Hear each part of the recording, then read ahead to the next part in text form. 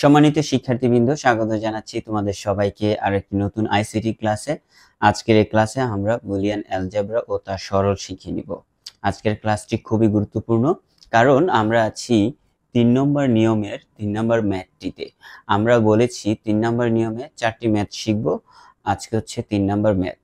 এটা সমাধান করার পর আরো একটি আমরা অঙ্ক সমাধান করব, যেটা শেখার পর তোমরা এই 3 নম্বর নিয়ম থেকে যত ধরনের ম্যাথ আছে সব নিজে নিজে সলভ করতে পারবা। So let's begin. আমরা এখানে দেখতে পাচ্ছি f সমান a bar plus b bar whole bar into a plus b whole bar, তারপর পুরোটার উপরে বার, এভাবে আছে। যদি এভাবে থাকে আমরা ম্যাথটাকে সলিউশন করব। প্রথমত ম্যাথটা আবার তুলে নিচ্ছি, a bar plus b bar whole bar bracket, তারপর a plus b whole bar bracket, এরপর পুরোটার উপরে বার। ওকে, আমরা বারটা দিলাম। এবার আমাদের যে কাজটা করব, এই বারটা মাঝখান দিয়ে ভেঙে দিব, কারণ এতটুক এবং এতটুক আলাদা, আর বড় বারটা এখান দিয়ে ভাঙবো। এখানে গুণ অবস্থায় আছে, যোগ হয়ে যাবে। তাহলে আমাদের লেখাটা এভাবে লিখতে হবে, a bar plus b bar whole bar, এই যে। আর এই বারটা যদি ভাঙি এখানে অর্ধেক বার এটার উপরে আসবে, এই যে অর্ধেক বার এখানে দিলাম। এবার এইখানে প্লাস সাইন হয়ে যাবে, এই যে প্লাস দিলাম, আর এই যে অর্ধেক বার চলে যাবে এটার উপরে। এই যে এভাবে লিখতে পারি, a plus b whole bar, আর a অর্ধেক বার এই যে এটার উপরে। এখন আমরা যে কাজটা করতে পারি সেটা হচ্ছে, এটার উপরে ডাবল বার আছে, এটার উপরেও ডাবল বার আছে। ডাবল বার থাকলে আমরা বারে বারে কাটা উঠিয়ে দিব। থাকলো a বার প্লাস b বার, এই যে প্লাস, এখানে থাকলো a প্লাস b। এখন আমরা এই যে এই ম্যাথটাকে সাজাবো, সাজিয়ে আমরা সূত্রের মধ্যে ফালানোর চেষ্টা করব। দেখো কিভাবে তুমি সাজাতে পারো।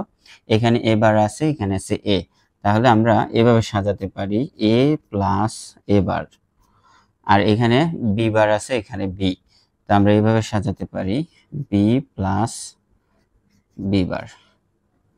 তো দেখো আমরা এখানে যে সূত্রটা অ্যাপ্লাই করেছিলাম, এখানে এভাবে আমরা লিখে দিতে পারি, এর উপরে ডাবল বার মানে হচ্ছে শুধু a, এভাবে লিখে দিতে পারি।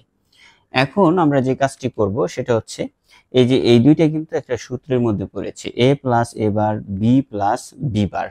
যখন সূত্রের মধ্যে পড়ে যায় আমরা তখন সূত্রটা অ্যাপ্লাই করব। দেখো এখানে আমরা জানি a প্লাস a বার মানে 1, এই যে plus plus, b plus b বার মানে 1। এখানে আমরা কোন সূত্র লিখেছি? সূত্র লিখেছি যে এটা a প্লাস a বার সমান হচ্ছে 1, এই যে এই সূত্রটা লিখেছি। এই যে তোমরা দেখো এখানে আমরা কিন্তু মৌলিক উপপাদ্যের মধ্যে লিখেছি a প্লাস a বার মানে 1। এবার আমরা 1 এবং 1 যখন যোগ করি তখন রেজাল্ট আসে শুধু 1, এটাই আমাদের আনসার। আর এটা কিন্তু আমি সংখ্যা পদ্ধতিতে যোগ করিনি, বাইনারি যোগ করিনি, যোগ করেছি অর নীতিতে। তোমরা জানো অর নীতিতে 1 প্লাস 1 মানে শুধু 1। সম্মানিত শিক্ষার্থীবৃন্দ, আশা করি তোমরা আজকের এই চমৎকার ম্যাথটা খুব সুন্দর মতো বুঝতে পেরেছ।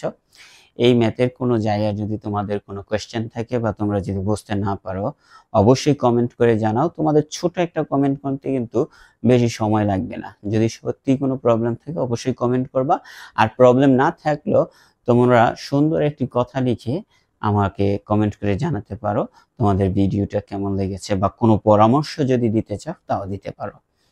আর চ্যানেলটিকে তোমরা সাবস্ক্রাইব করে নাও, ভিডিওতে লাইক দাও, যদি সম্ভব হয় তোমার কাছের কোনো বন্ধুর সাথে ভিডিওটি শেয়ার করে দাও। শেষ করছি আজকের ক্লাস এখানেই। সবাই ভালো থাকো, সুস্থ থাকো। আল্লাহ হাফেজ।